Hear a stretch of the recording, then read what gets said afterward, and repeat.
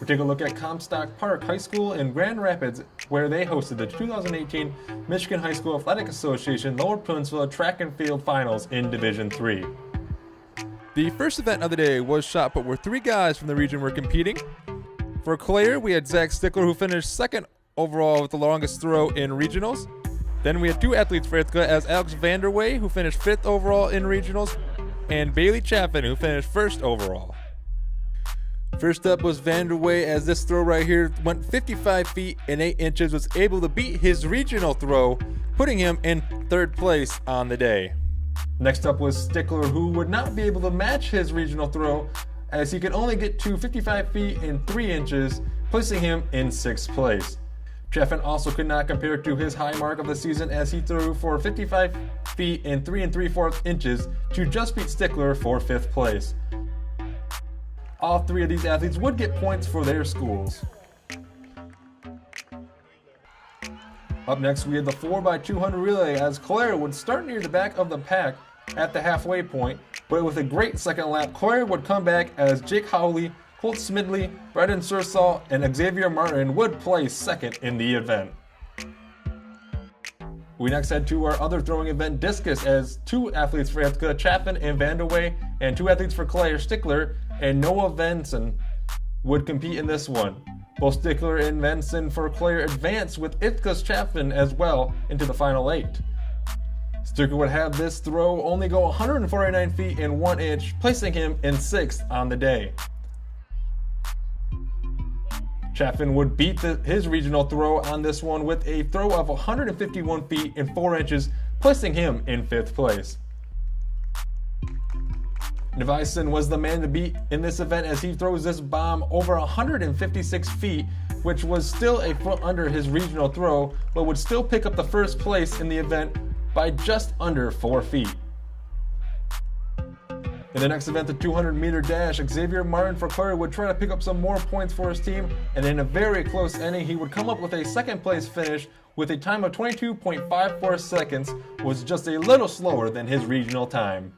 The boys' 3,200-meter run would lead up after that, as Ithaca's Ransom Allen would compete, and he would stay near the top 3 for most part of the race. Allen would fall behind near the end, but still come out with a strong 5th place finish for Ithaca. After the boys, it was the girls' turn to make their 8-lap trip around the track, as Clare's Lainey Vacant was strong from start to finish. Hart's Adeline Ackley and her would battle it out till the very end, but Ackley would pull away, but a strong 2nd place finish for Vacant, with a time of 10 minutes and 52 seconds to beat her regional time by over 41 seconds. In the final event of the day, the boys 4x400 relay, and a huge event for Clare, as this was their chance to win the state championship. Again, this relay team would start off slow at the beginning of this one, but would be in the race for the lead, as Justin Tickle would hand the baton off to Xavier Martin. Martin would put his all into it and would not be able to catch the leader in front of him, as Clare finished 3rd with an overall time of 3 minutes and 26 seconds, 5 seconds faster than regional time by Seesaw, Smidley, Tickle, and Martin. After this event and other strong finishes near the end for Clare, it would be enough for them to bring home its 2nd state championship of the season, just holding off Barron Springs with a 44-42 victory.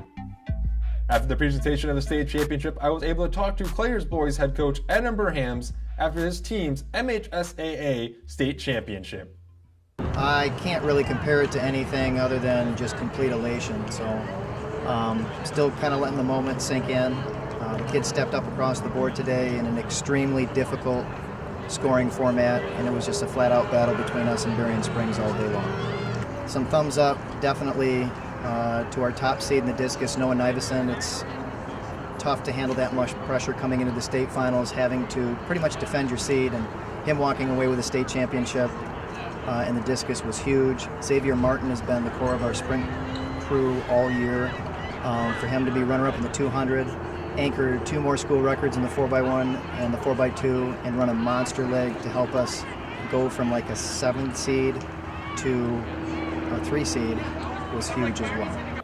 Final relay was everything, because we had points that were still out on the board, and understandably Berrien Springs thought that they had the meet wrapped up with a couple of events to go, and Actually, they started celebrating on the field, which again was understandable. The problem is there was a couple of events that were still out there, and we had 13 points that needed to be factored in. So with one event to go, we take a 6-point lead heading into the relay, and we did some quick math in our heads as far as where we knew we had to finish in relation to where Berrien Springs was going to finish, which we figured they were going to end up winning. So for us to be no worse than fourth was our goal.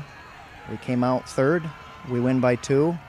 I've been saying this since we won. I wish I would have planned it that way, but you never plan something like this. You just plan for a lot of craziness and a little bit of luck and a lot of talent, and that's what happened in the end.